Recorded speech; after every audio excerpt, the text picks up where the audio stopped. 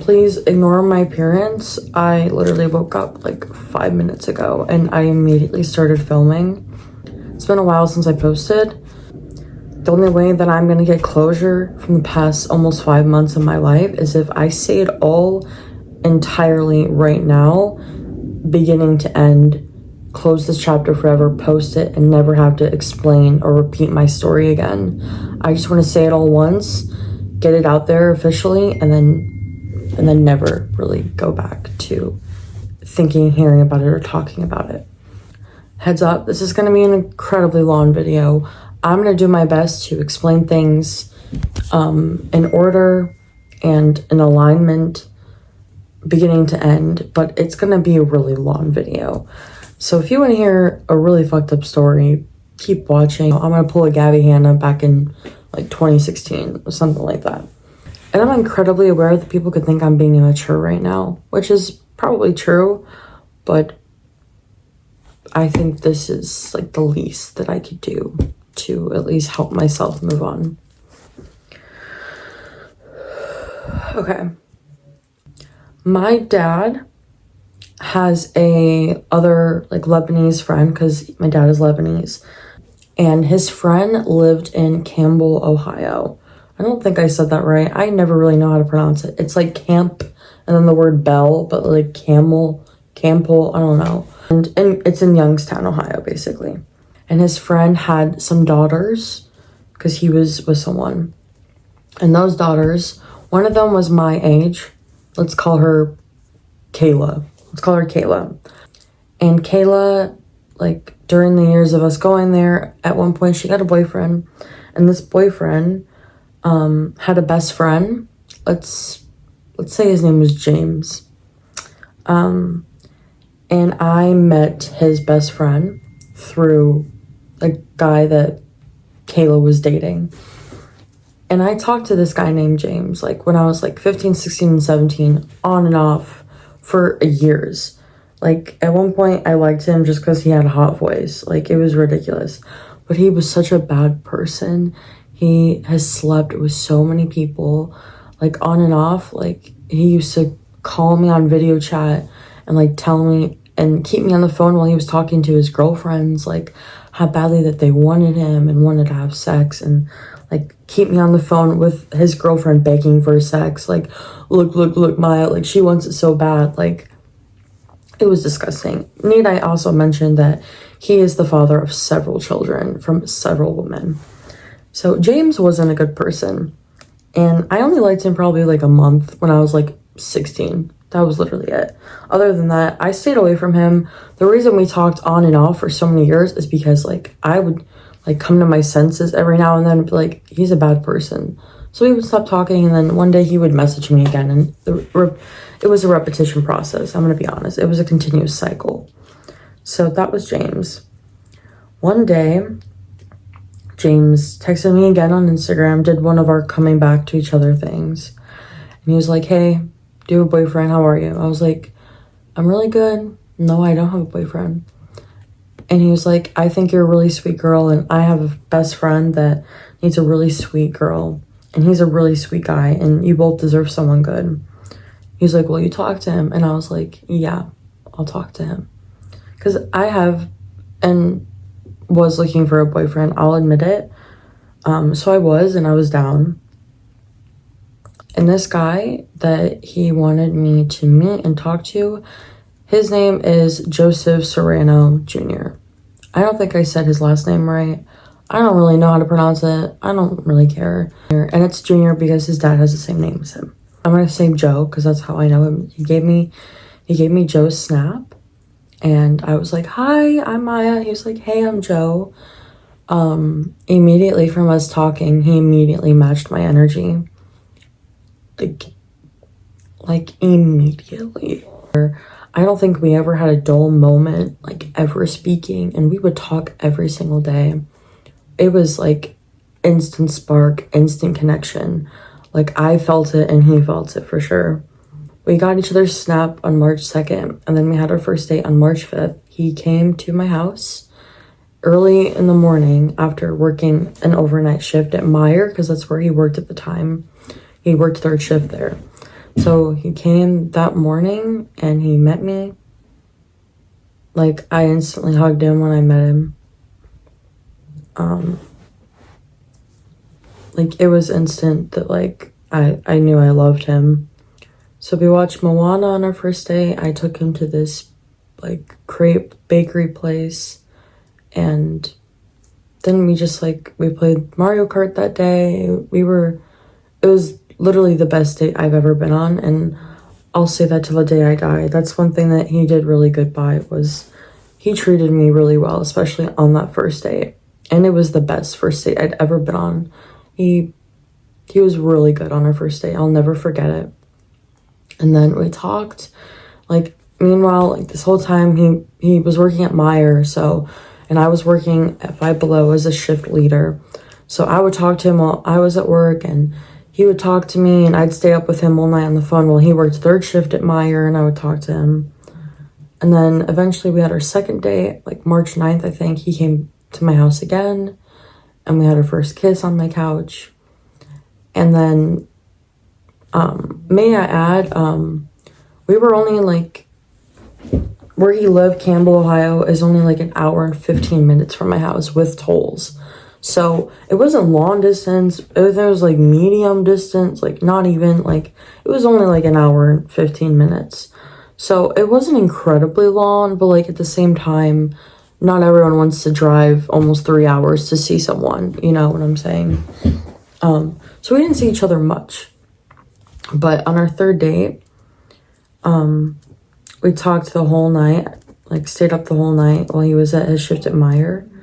And then that morning after, I drove to his house, and just like 3 minutes before I made it to his house, I got into a really bad car crash, and I ran my Audi into a tree, and my whole body was like bruised from it. The airbags went off, and I'm so sad to this day because I loved that car so much. I loved that car, and I will forever feel guilty for what I went through with that car. But anyway, I got into an accident, like basically on the road of his house almost. He came to pick me up at the accident. He was super, super sweet, super gentle, super patient. He took me to IHOP after, demanded that I slept over his house that night. I met his parents that day. I met his little sister. I met his grandma that day. And that day, like a few hours after my accident, laying in his bed, he asked me to be his girlfriend. And it was really sweet. And I felt really hard for this guy because in my 19 years of living, like, no one has ever really liked me and, like, at least spoken to me and said the things to me like Joe did. So I think I felt a little harder because of that as well. Like a few days after that third day of my car accident, we had another sleepover. And like, I didn't want to leave his house and he didn't want me to leave his house, to the point where I actually ended up quitting my job at Five Below because I wanted to stay at his house one more day. So I lost my job. And then we still like talked every night after that, after I went home. And like a week after that, he got fired from his job at Meijer.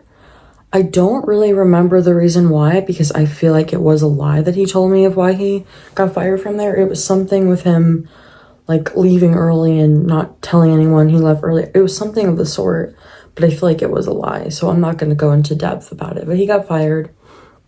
And then his parents like flipped out because Joe had an expensive car payment every month, like $400 kind of. And then he had a phone bill every month that he paid. And he like paid bills at their house. So they were all like just money getting from Joe. They wanted him to get a job immediately. So they took him to a staffing agency and he got a job at this factory place called Astro Shapes in Struthers, Ohio, I think. It was like 6 minutes from his house. I could be wrong about the location, but it doesn't matter. A few days he had before he started his new job, because they gave him a start date. So he had a few days off. He came to my house for Easter weekend. He was there like 3 or 4 days. And he met my whole family first guy to ever meet my family, like my whole family. And my parents went to my mom's, did an Easter egg hunt with us, dyed Easter eggs with us, went to this really fancy brunch. Literally met everyone that I'd never done with anyone before. And it was the best weekend ever. And then when he started this like factory job, it was really difficult because it was like almost like 6 days a week, 5 to 6 days a week, mostly 6 days a week. And his hours were like 2 to like 11 or like 1 to 11. So like it was hard for us to see each other, but all he was at that time was about money, money, money, money. So he did do the job for a bit until he got sick of all the manual labor because his body was so sore from that job. It was a horrible job, but it was hard. The only time that I could see him was if I like drove to his house at like 11:15 p.m. and like met up with the points of him getting off work and coming home to me being there when he got home. And we would hang out, I would sleep over for that little night and then leave at like 7 a.m. in the morning when his mom banged on his door and told us to like basically get out of the room and get up. And then I would have to leave. That was the rough point. And so things got rough at that point. So when he was working at Astro Shapes, the factory, he had like 1 day off a week, and like every week possible, I made sure that I drove down and I saw him as much as I could. Now, going back a little bit to explain Joe's situation is Joe's parents are terrible human beings, especially his dad. Terrible. His parents hated me, hated everyone he's ever dated. They just immediately decide that they don't like you. Joe had a problem with his parents because his parents took so much money from him. He told me that they probably took like around 14 grand from him over the course of him working several jobs. They had access to all of his accounts, knew all of his passwords for him, had his bank account on file, like put his bank account down for so many bills and payments of that house. So Joe was constantly in the negative, and that was his big problem with his parents, was them taking his money. So much so, like, when we first started talking, like, he even went and looked at places to live in. Like, he looked at little places to buy and live on his own, like, around where he lived. Like, he was gonna move out, actually. But his parents didn't want him to go. And Joe's room was in the basement. So instead of letting him move out in a place on his own, they made an agreement that they would give Joe the smaller room in the basement that actually had a door that shut. So he had a little bit more privacy, and that was the agreement. So he moved into that tiny room, but still, they were like taking his money and whatnot. He was always in the negative. And like the third date, like when I went to Joe's house, like his parents sat me down and like lectured me. Like his mom was like, so why you like Joe? And I would tell her, she'd be like, okay. Like, and then his dad, like, just went on and off, like, I work 18-hour shifts every day just to have people try to call me by my name. Like, I've been treated like shit. I don't want the same for my son. Like, they were just, like, going off and off. And the whole time this happened, Joe was just scrolling on his phone. Like, in his mind, he's, like, been here, done that. He told me that his parents have done that to every girl he's ever been with. Spoken to them, like, the same thing, saying the same thing. So that was that part. Basically, that whole conversation was his parents talking me out of a relationship with Joe, and like them asking me to like help him, basically, like make him think of school again and a career, because Joe told me he dropped out of college like a few months ago. So they like wanted me to help him, guide him a little bit, whatever. And that was the lecture, basically. Let's go back to him working at the factory or whatever. He worked there for a bit. Eventually, his best friend James, the one that got us together, the baby daddy one, he ended up working with Joe too at the factory, and all they literally did was like bully people all day at that job. And they just told me about it. Not to mention, at one point, Joe said something to Josh anything, to the point where Josh started, like, hating me. Like, hated me, called me fat, used to, like, make fun of me all the time, would just text me about, like, how all I do is bitch and whine. Like, he would tell me that James, like, would say he wanted to knock the fuck out of me, and, like, and the whole time, like, James said all this stuff to Joe, like, Joe would never defend me. He would just laugh. He would just laugh and laugh as he was telling me about it, too. Never did anything. He thought it was funny. Over the course of us dating and whatever, with him at this factory job, we got matching tattoos together. We talked about marriage together. This is my tattoo. We got infinity tattoos together. I bought him his dream pet, which was a red bearded dragon, and he named her Maya. And then we also talked about the benefits of him moving in with me here. Like, I was like, my dad and I can help you. Like, you can stay here, like, focus on getting a career, like, go to school here. There's so many colleges where I live. It's a good city, good people. Like, you can get your license here. Like, we'll better you here. I'll make you meals. Like, we'd start eating and, like, learning how to have an adult experience and live on our own a little bit. And a year from now, we were going to live in an apartment together because my dad is leaving.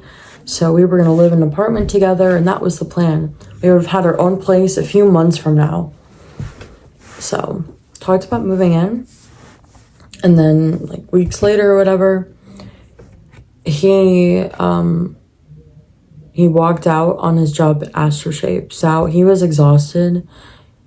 Like, he would come home from work just smelling like metal. Like, he didn't like all the manual labor. He couldn't do it. Because his friend James, like, quit, like, a week before that, too. They only lasted at that job a really short time. They just fucked around there and fooled around. So, Joe he quit. And he was done.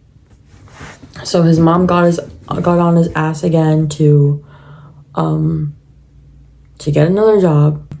I made him get a new bank account, and so that he didn't have to pay any bills anymore, things that he didn't have to pay. So he got a new bank account, and it was brand new. I even logged into it at one point, got him to figure out his routing number and stuff to put for direct deposit at his jobs.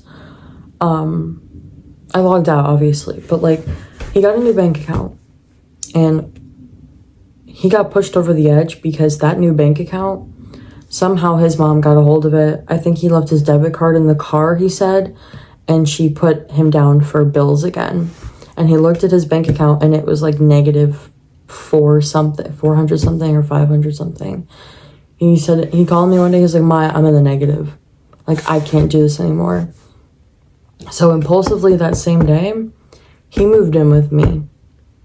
And this was like June 17th or 15th, I think, this summer. He moved in with me. He brought his lizards. He left his house, like, abruptly, made sure to do it when his dad wasn't home. His little sister helped him, like, move stuff into his car, wanted him to get out too. When Joe moved in, like, in June, he literally was going to propose to me. He even showed me the engagement ring that he got me from K Jewelers. And it was a beautiful ring for what I thought. For now, I'll tell you what happened. Anyway, my dad gave him a house key, welcomed him in our house. I welcomed him in. I made him dinners. I packed his lunches when he started his job. I got up at 3 a.m. to get him medicine when he was sick. Like, my dad bought him a new phone when I was on vacation, put Joe on his phone bill too, because when Joe moved in, his phone was off because he had to pay his phone bill because he had no money when he moved in. So we were also paying for, like, gas and all of his groceries and everything for a while, his lizard food. My dad gave him car cleaning stuff when he wanted to start cleaning his car here. He had a big-ass bedroom, all to himself, big-ass bed. My dad gave him one of his TVs and hung it up, mounted it on the wall. Like, he had everything here. He really did. And eventually, he got a job at Goodwill here. And that was like his life for a while. We were happy, like the 2 months he lived here. Like when I was on vacation and when I got back on vacation, he would have work at Goodwill 5 days a week. And the days he was off, we would spend together. We would spend time together when he got home from Goodwill. Like it was just a normal, like adult life, like work, eat, sleep, video games for him and whatnot. Like I was so happy. I'd say like a month and a half, maybe like almost at the 2-month mark of him living here. My dad sat us down and said that he wanted Joe to start paying like some stuff here, which was the agreement all along. Joe would be like, oh my God, like he always told me like, if your dad let me move in with you guys, like that would be so helpful and amazing. Like obviously I would pay to be there, of course. Like he knew it was coming. But when my dad finally said like, Joe, like you drink a lot of juice here, like I'm getting groceries every week, like the lights for his lizards were on 24/7, so that's electricity and the water bill and rent, like $350 every paycheck for all utilities, bills, food, rent, all of it. And Joe acted like he was okay at first, but he wasn't. He wasn't okay. And then the next occurrence that happened was when he got that new phone from my dad. He sold the one he had previously on Facebook Marketplace because he wanted money so bad just to spend it. So he wanted money. He got that money from the phone. I was like, hey, you really want more money? I admit this idea was on me. This wasn't Joe. It was me. I was like, why don't you sell my engagement ring if you really need money that badly? So he really didn't hesitate at all. He was 100% down with it. So we put it up on Facebook Marketplace, and eventually when we had a buyer interested in buying the ring, he made me go out to meet the seller at the jewelry store and like sell it to her. He didn't want to do it. So I went out to sell my own engagement ring. I met up with the buyer. They wanted to meet at K Jewelers where he bought the ring. And this working lady, she told me that the ring was fake. That the engagement ring was CC, which basically means it was like made out of glass, and that it was worth like $50. He told me when he first moved in that it was like expensive. And when we put it up for Facebook Marketplace, I was like, hey, how much was this ring? He was like, do you see how much we're selling it for? We were selling it for $950. The night before he made me go meet these people to sell the ring, he was like, you know, I got a really good deal on this ring, actually. This Indian lady sold it to me. It was originally $1,000. She sold it to me for $200. Like, I can't tell you what day I got it on because I got it on the day that they had a deal, but I got a really good deal on this ring. Like, he was talking so careless about it. That should have been my first notice. So the ring was fake that he got me. Either he lied about when and where he got the ring, or he genuinely got scammed by this Indian lady back where he used to live. I don't really know the truth. But anyway, the ring was fake.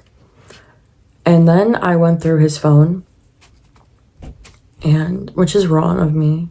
I know. How's the video?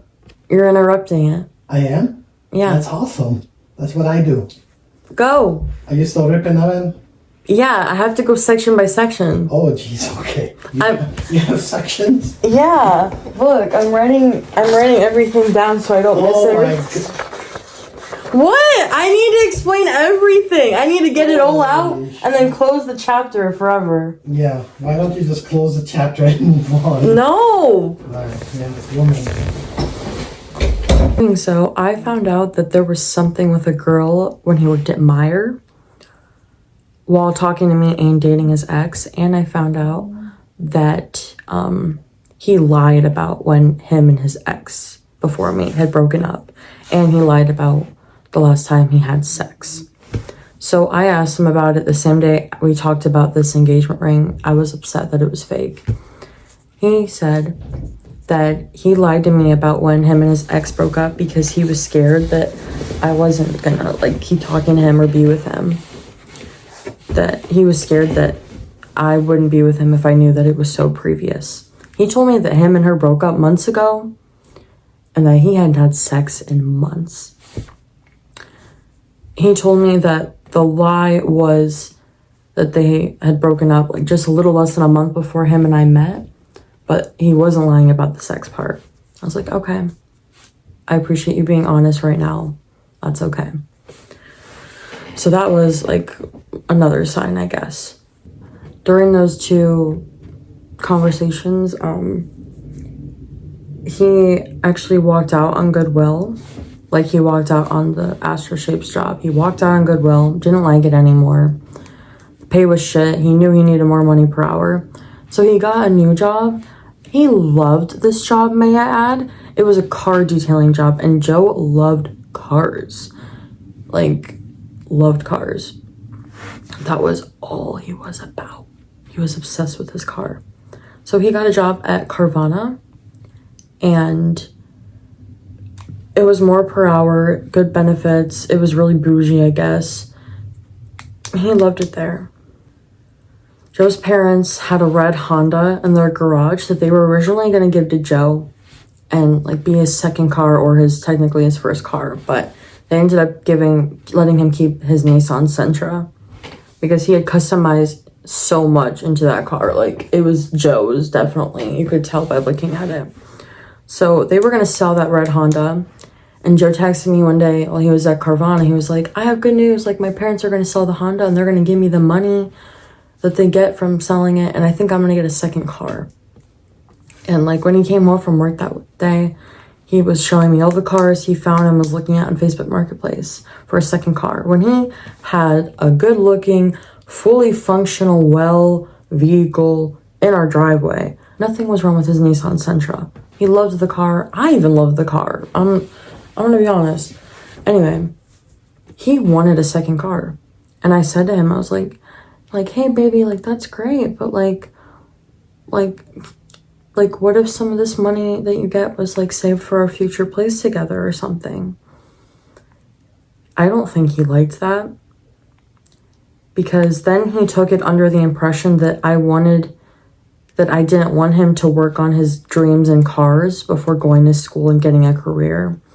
Like, that night, like, his face went, like, blank, and, like, he barely looked at me. He was just thinking the whole night. He almost actually left and packed up that night, like, probably 4 times. And, like, he didn't like the fact that he couldn't get a second car right away. And then that night too, us three, like, we talked to my dad. My dad was telling us, like, how a new place is going to be expensive. Like, Joe and I are going to have to split bills, like, be adults. Like, we're going to need a down payment on the apartment. Like, we're not going to have our own personal garage. It'll probably be a garage with everyone else in the apartments. And Joe, like, he didn't really like that. He wanted his own garage to work on his car and his second car. He didn't like that he was going to have to pay this much a month. He was like, how am I supposed to pay my car payment every month and pay your dad every month and save money for a second car and save money for a new place or whatever? And he just, like, he went blank. He went kind of emotionless that night. I'm going to add this as well, just to, like, kind of add little details. But the whole time Joe lived with me, like, his parents were god-awful. When Joe moved out and we had to go to his house to, like, drop off Joe's car, because at first they took Joe's car from him when he moved here. They took his car as a punishment because he loves that car. So when I, like, went there to drop off, his dad called me a bitch and yelled at me, like, on our lawn, yelled at Joe. Like, and then while Joe was, like, living with us, his mom and his little sister, like, would text him every day to come home. We miss you. You have a free bedroom here. You don't have to pay shit here. Like, we'll be different now. And his best friend James texted him every day, like, bro, come home. Like, I miss you. And his mom would ask if I was around. And if I was around, she would switch from English to Spanish on the phone because they were Puerto Rican, so that I couldn't understand what she was saying. Like, the whole time, his parents' behavior was awful. It was awful. And, like, eventually, I think they got through to Joe. And after the car, not getting a second car immediately, he didn't want to put that on pause for a year or something. Even though the next morning, I was going to make sure and made a list on my notes app of everything I could do to get money and save money for him to get that second car. I was ready. Anyway, He didn't like he couldn't get a second car immediately. He didn't like that he had to start paying for things here. So he went emotionless and he left the next morning. Well, no, the morning he left, I texted him while he was at work. I was like, hey, baby, how are you? He was like, I don't know. Maybe I'm homesick. And I was like, you can go home. Because I love Joe. I wanted him to be happy. And I knew that he wasn't happy here with any of those decisions that were bound to be happening. So I told him he can go home. And he came home and he packed his shit so quickly. I gave him everything back, even my fake engagement ring, all the rings, the clothes I had, packed all of his shit in his room within like 5 minutes. He kept his car running the whole time. It was so quick. And, you know, before he left, he told me that he had a last paycheck coming in from Goodwill that I could keep that could be mine. He told me that he had a paycheck from Carvana that I could keep that would be mine. He told me, thank you for showing me what a good, perfect girlfriend was actually like. He said that we could still be friends. I asked him if he thought long distance was really going to work, and he said no. He said that he was going to get a job with his dad and work 18-hour shifts and make $1,000 a week like him and have 2 or 3 more cars within less than a year like he wanted to and work on his cars. He said that that was his plan now. And then he left. Now, when he left, I was an emotional disaster. It was so bad because I was hurting so bad. Like, it's crazy. Like, when someone moves in with you, you see all the space that they filled up when they were here, and you see little things that remind you of them. And like, when you're surrounded by it and then 1 second it's all gone, like, it really set me off. I still smell him in my bathroom. Like it was crazy. And all the things he left here was crazy. He left like half of his wardrobe in my basement because he was doing laundry. So when I went downstairs and I found like almost all of his clothes, I was like, really? Like, he was in such a hurry to leave that he forgot so much shit. Anyway, when he left, I was an emotional wreck. I'll probably even show you here what this video was originally going to look like. Just me crying the whole night.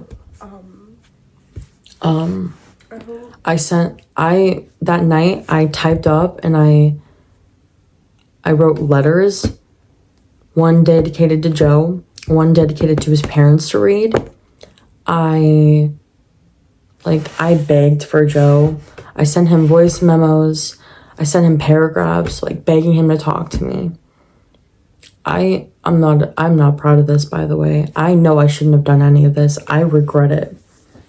But, I mean, I'm still a girl, and this was my first relationship. But that's what I did. And then I, at one point, like, had to text him, like, hey, your clothes are here. Like, I'm gonna have to come to your house and drop them off. He told me no and to throw them away. And I asked if it was because he didn't want to see me, and he said kinda. So he didn't really want to see me. I ended up giving him his clothes back. I got at his house at like 9 p.m. And as I was driving to his house, I noticed that he texted me asking me if his paycheck came in the mail or if his license came in the mail, because while he was here, I made him get his license because his parents didn't let him have a driver's license. So he got his license here. Anyway, he was asking me if they came in the mail. And I was like, really? Like, that's why you're texting me? And he was just a completely different person. I told him that he said I could keep that money. Well, I was going to give it to my dad, but still. He said I could keep that money and that it was mine. And then he said, like, you have proof that I said that? Like, kind of insisting that he would blackmail me for, like, opening up his check all of a sudden. Kind of insisting that he was going to blackmail me with his money. So the only reason, like, I kept that conversation going with me not giving him his money right away was because I just wanted him to talk to me, which wasn't right. But eventually I gave him his money and we ended that night, which was Friday night this week. But then when I came home that night from his house, I got a message request on TikTok of his ex of 4 years telling me that Joe contacted her and that she thought she should tell me because, like, she didn't know if him and I were still together. And that's where it all went to shit, basically. Okay, and then... So when I saw the message from his ex, I immediately responded.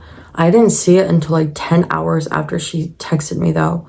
So she didn't text me back until like the afternoon the next day, which was yesterday. She said like, hey girl, I'm sorry, this is my backup account. I'm never on here. Like, here's my number. And I immediately saw it and we immediately texted and we FaceTimed. She immediately grabbed my attention on this call. She said that her name was, I'm not going to say her real name. Let's say her name was Gwen. Gwen and I FaceTimed. She began to tell me that Joe and her, she began to tell me that she was Joe's most recent ex, that him and her dated on and off for 4 years when he told me it was a few months, that they actually broke up in like February, like right before Valentine's Day, when he told me that they broke up in like November or December. She told me that the day that she broke up with him, they had sex, when he told me just like 4 days ago that he hadn't had sex in months before he met me, when really he had sex like a little less than a month before he met me. And then she told me that he cheated on her like 12 times during their 4 years on and off, that at one point he gave her an STI from him being with someone, and that the past 2 months he had been driving past her house and the medical place where she worked, because she is a medical assistant. So the past 2 months he's been driving past her places and whatever.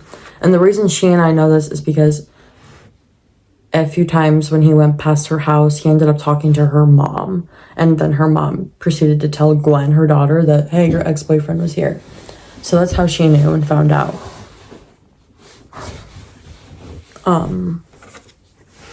And the thing is like, I really trusted Gwen yesterday. She really didn't gain anything from lying to me if she did lie about any of this. Like, her voice was trembling while she spoke to me yesterday and said all this information. Her boyfriend came, like, because she was meeting me, I'm a stranger, so she brought her boyfriend, and she seems in a really good relationship with him. Like, she didn't really have any reason to lie to me yesterday. So if you're wondering if that's why, like, I'm trusting her, that's why. Anyway. So after, like, that, on that FaceTime call, immediately after she said, like, those 3 points, I was like, girl, what are you doing tonight? Like, I'd love to meet you. I need to hear more. And she's like, actually, I'm doing nothing. So we met up last night, and I drove back to Campbell, Ohio. We met in Boardman, which is, like, a more, like, restaurant populated city, like, next to Campbell. And we went to Taco Bell, me, her, and her boyfriend. And, like, oh, and I forgot to mention this. When we were on FaceTime, like, she screen shared her screen with me. I don't have the screenshots because I didn't think of it in the moment. But she screen shared the conversation with Joe when he texted her. He texted her the night he left my house at like 10 p.m. Like, just a few hours after he left my house. After he told me that he wasn't going to be with any other girl and he didn't want any other girl. He texted her. He said, yo. She's like, what? Who is this? Like, he was like, it's Joe. Yo, my girlfriend broke up with me. Like, I need a friend. And she was like, I'm in a really happy relationship, basically. And he told Gwen that I broke up with him because I didn't like him wanting to work on cars, be his dream before going to school. Which wasn't true. I was willing to work on getting him a second car. And technically, I didn't break up with him. He broke up with me ever before having actually say the words. Like, just leaving and packing up his shit was him breaking up with me. Because he knew long distance wasn't going to work. So that's another thing on the FaceTime call. Anyway, she told Joe, like, she was like on the phone with Maya, by the way, and then deleted and blocked his number and showed me her doing that on the FaceTime call. And I texted Joe, I was like, just spoke to Gwen. I know everything and I'm about to learn more. I'm gonna meet her. He was like, okay, when? I was like, that's not your business. So when her and I met at Taco Bell, I'd say like 5 minutes into our conversation, maybe 3, I get a picture from Joe. It's a picture that he took of my car and her boyfriend's car right next to each other, parked in the Taco Bell parking lot. And he circled around the building and saw us there together.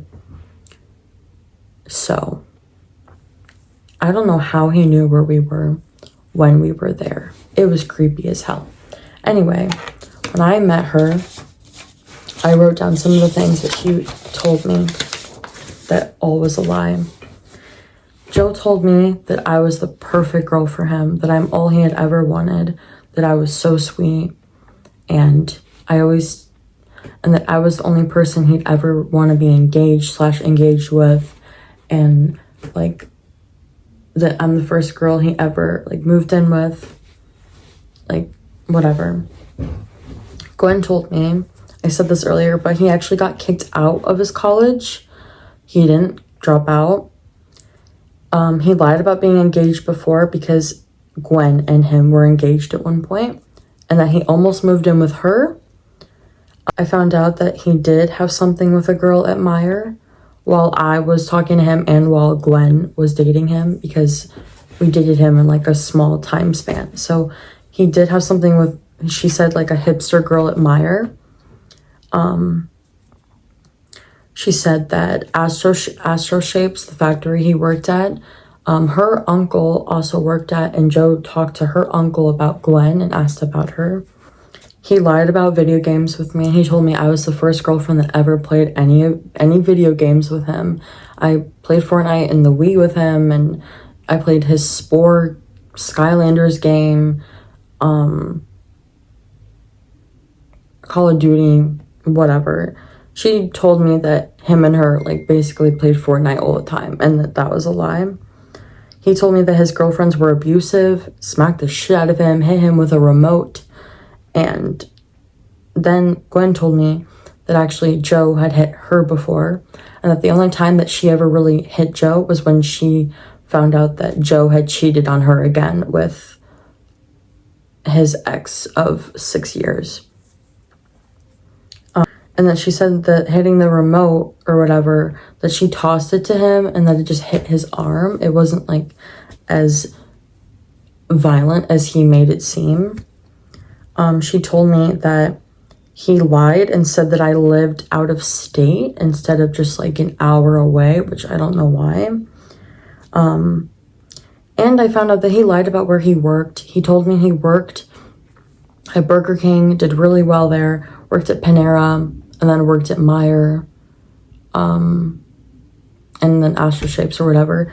She told me that, wait, let me make sure. She proceeded to tell me that he actually quit Burger King, got fired from Panera, and then actually also worked at a Dunkin' with this girl that he was obsessed with and that they dated and whatever. Let's say her name was Alice. She said that the only reason he left Dunkin' was when she left. She moved to Colorado to go to school, and she left things with Joe because they couldn't have sex because she lived so far away. That's the only reason they ended. Anyway, he lied about where he worked. She told me that the TV he had, his girlfriend bought him. She told me that his parents were also like rude ass people to her, that she wanted anything to get Joe out of that house, that at one point she saw Joe be held at knife point against a shelf from his father. And meanwhile, like, knowing all of this, like, the whole time Joe and I were together, he always told me, like, he never wanted to end up like his dad. His dad cheated on his mom a lot and was abusive as hell, guns in the house, like, hit his mom, like, wasn't a good guy, and always complained about working these 18-hour shifts and not having respect with his name and whatever. Like, he was a really bad person.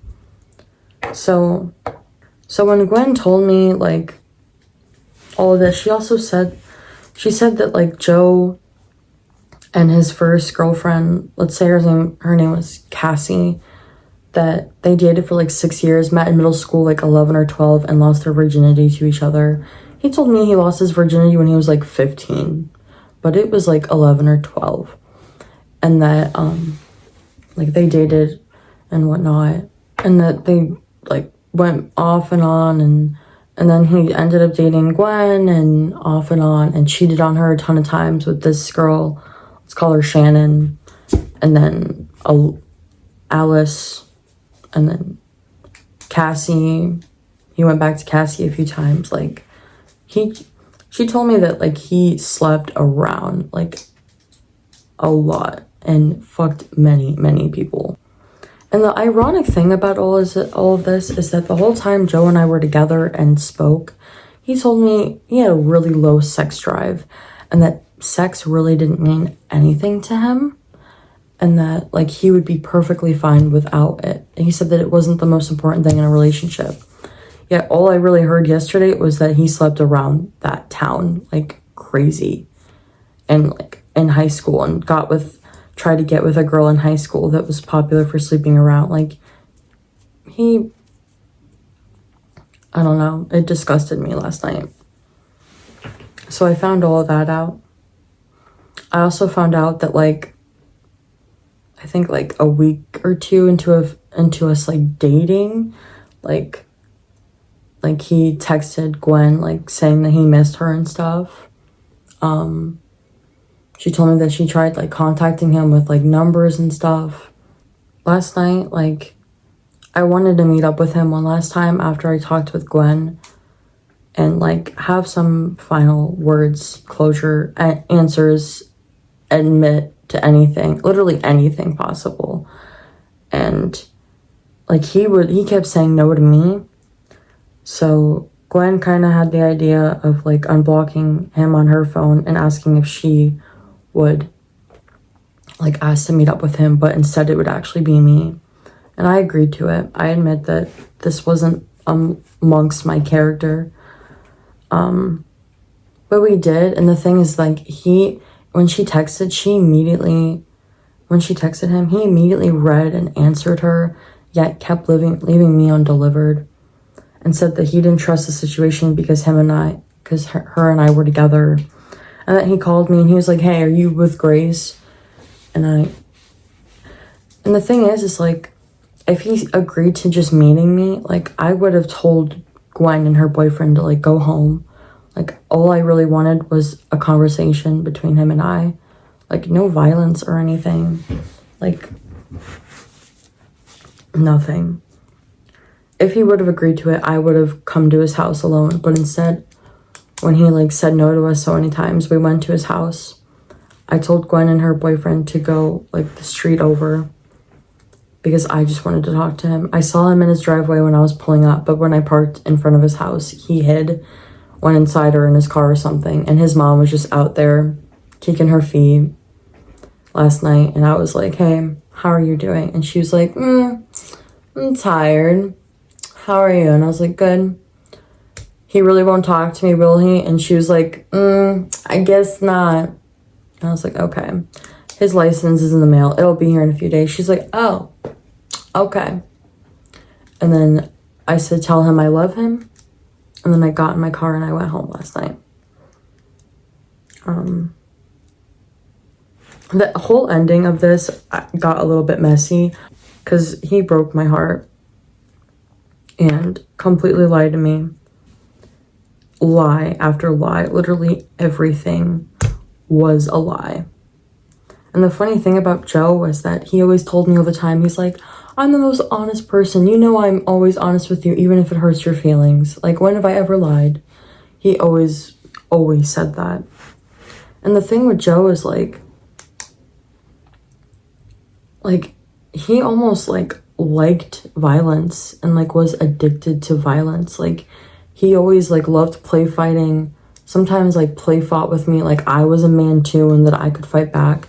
He loved like pinning me down and my arms down and seeing me struggle to like move and like break him off me. He would just laugh when all of that happened. And like when we had a water gun fight, like my eye was like bruised the next day and I had a bruise on my leg from how hard he hit water balloons. Like he was a strong guy. Joe worked out. He had muscle. But the thing is like the whole time that all that happened, he also was gentle. And I think part of him was trying to fight off like wanting to become like his dad and not wanting to cave into that violence and that darkness. And if that wasn't true, like he wouldn't have moved in with me. At one point, Joe did love me. At one point, he wanted to do better. And he was doing great here at one point. He was evolving and maturing and learning and advancing a little bit. We all saw potential in him, or else I wouldn't have been with him. He moved in here and he wanted to try for me. He wanted to change and do better, or else he wouldn't have gotten away from his parents. He wanted to be like his older sister that also moved out from his dad and his parents. And she now lives in Chicago and has a family and is successful and happy. He wanted to be like her. I even messaged his older sister, like telling him to come back to his senses because he began to be so heartless with me. But she texted me and then I texted her back after that. And then she left me on red. I think after she talked with him that he somehow convinced her that I was fucked up and that I wasn't the one, because she just left me on red after that.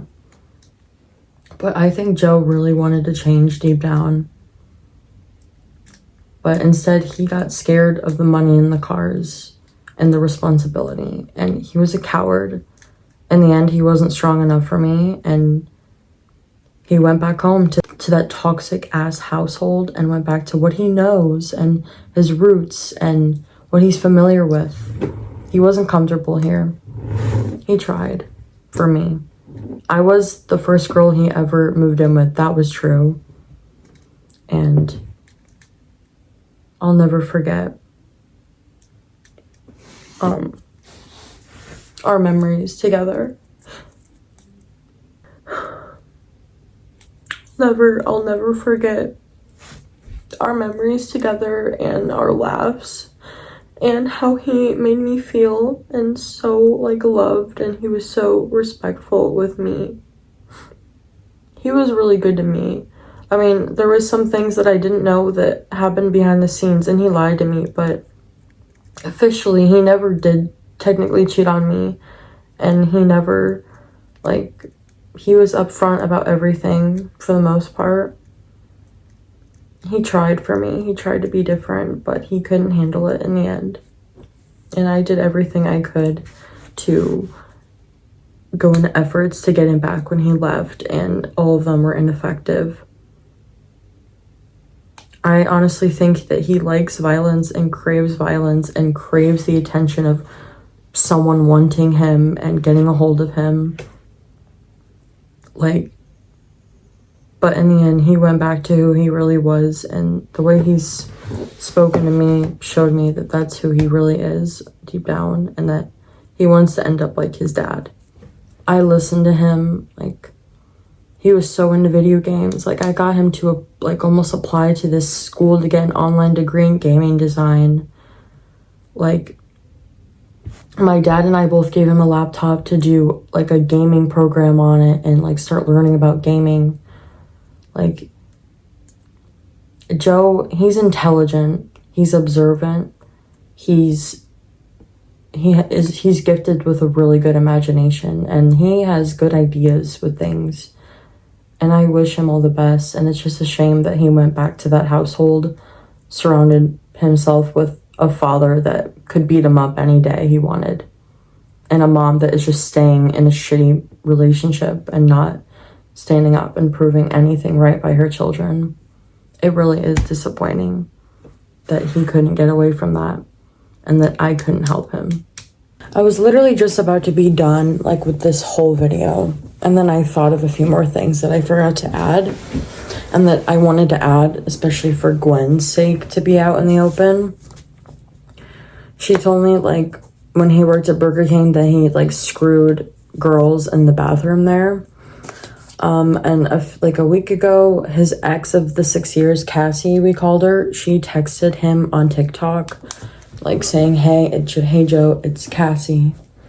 So pretty sure that he's gonna go back to her. And by the way, she also has a boyfriend and a child.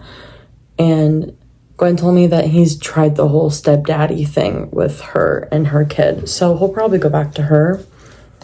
And then I also forgot to mention that when Joe went back home one time, his mom, like, wanted to get rid of me so bad that she literally gave Joe $100 and told him and his friend James to go to this restaurant where they lived called Twin Peaks, which literally he told me is basically like a Hooters. So that was another thing she sabotaged on us. And then I forgot to mention that when he worked at Goodwill, he stole a ton of shit. Useless little shit that, like, he didn't need.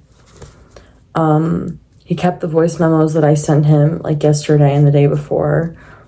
Like, I think not even, like, took them as sincerity, but just, like, took them to make me have some type of hope that he was, like, listening and, like, still cared about me. And then I also wanted to mention that the reason I stopped making YouTube videos was because of Joe. That,